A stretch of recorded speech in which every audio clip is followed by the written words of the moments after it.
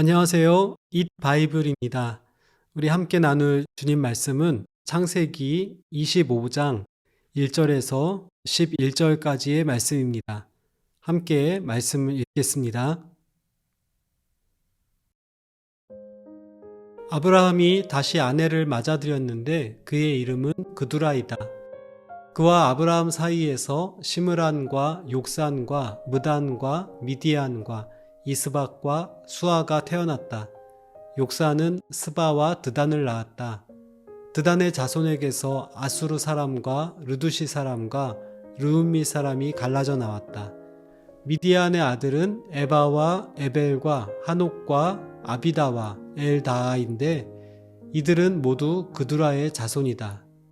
아브라함은 자기 재산을 모두 이삭에게 물려주고 첩들에게서 얻은 아들들에게도 한 몫씩 나누어 주었는데 그가 죽기 전에 첩들에게서 얻은 아들들을 동쪽 곧 동방 땅으로 보내어서 자기 아들 이삭과 떨어져서 살게 하였다. 아브라함이 누린 횟수는 모두 175해이다. 아브라함은 자기가 받은 목숨대로 다 살고 아주 늙은 나이에 기운이 다하여서 숨을 거두고 세상을 떠나 조상들이 간 길로 갔다. 그의 아들 이삭과 이스마엘이 그를 막벨라 굴에 안장하였다. 그 굴은 마므레 근처 햇사람 소할의 아들 에브론의 밭에 있다. 그 밭은 아브라함이 햇사람에게서 산 것이다. 바로 그곳에서 아브라함은 그의 아내 사라와 합장되었다. 아브라함이 죽은 뒤에 하나님은 아브라함의 아들 이삭에게 복을 주셨다.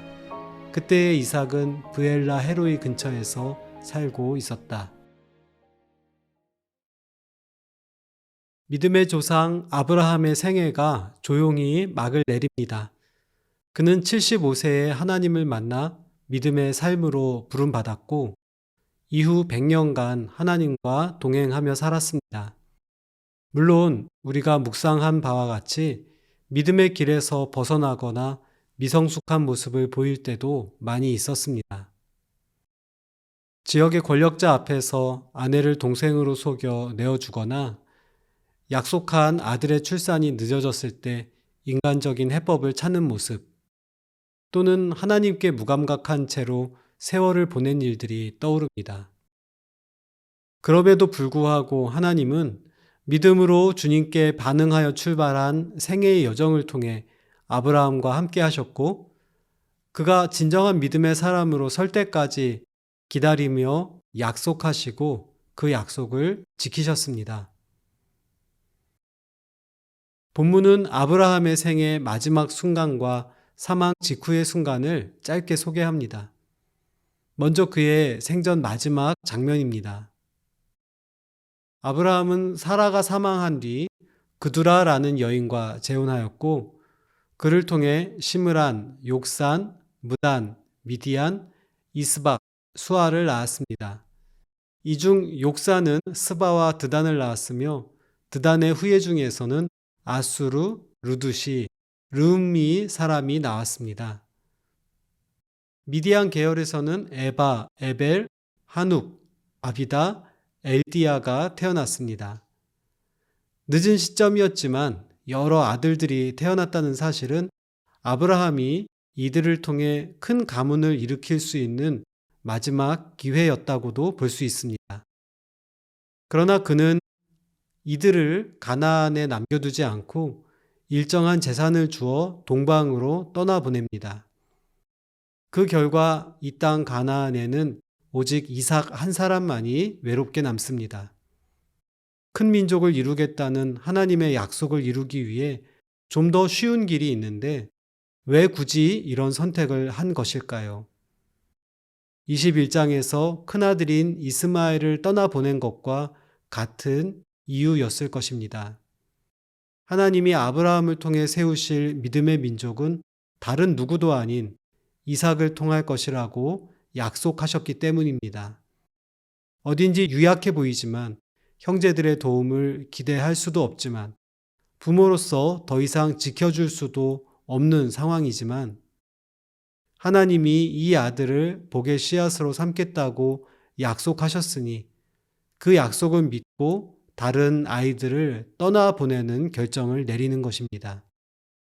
아브라함이 생애 마지막으로 남긴 믿음의 결정이었습니다. 그의 사후 모습은 어떻습니까? 서로 멀리 떨어져 지냈던 이삭과 이스마엘이 아버지를 막벨라 굴에 장사 지냅니다.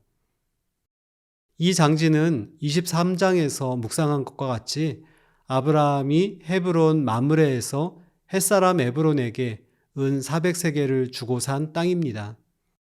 무상으로 이 땅을 영구 임대하여 사용하라고 했던 그들의 제안을 굳이 사양하고 많은 증인들 앞에서 값을 치르고 가나안을 내려다보는 헤브론 고지에 마련한 본인 소유의 유일한 토지입니다. 그는 사망했고 그의 자손 대부분은 가나안을 떠나 중동의 여러 지역으로 흩어졌지만 아브라함과 사라는 이곳에 잠들었고 이후 이삭과 리브가 야곱에 이르기까지 대를 이어 여기에 매장됩니다.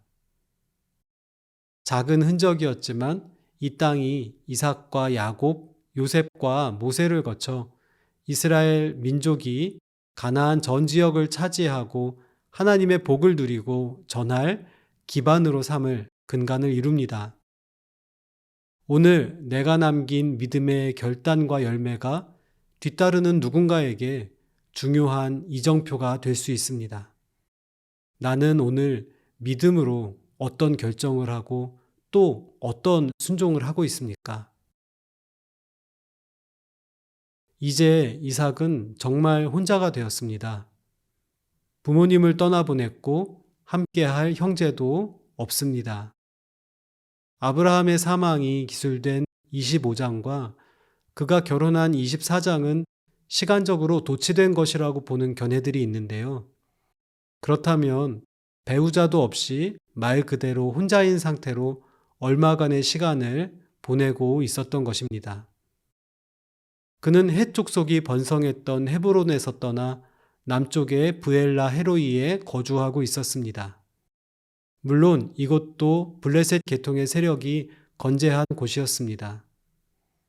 정서적인 외로움, 외부 세력의 견제와 압박, 큰 재산을 물려받았으나 자신을 지킬 가족과 동맹이 약한, 객관적으로 매우 취약한 상태입니다. 그러나 창세기 기자는 가장 취약했던 시기에 이삭에게 하나님이 복을 주셨다라고 말합니다. 하나님은 우리가 약할 때 강함을 주시고 외로울 때 함께 해 주십니다. 혼자만의 힘이 미약하여 쓰러지기 쉬울 때 나에게 힘이 되시며 든든하게 지켜주십니다. 이런 하나님을 기억하며 나의 약함과 부족함을 그분께 맡기고 오늘 하루를 살아가는 우리가 되면 좋겠습니다.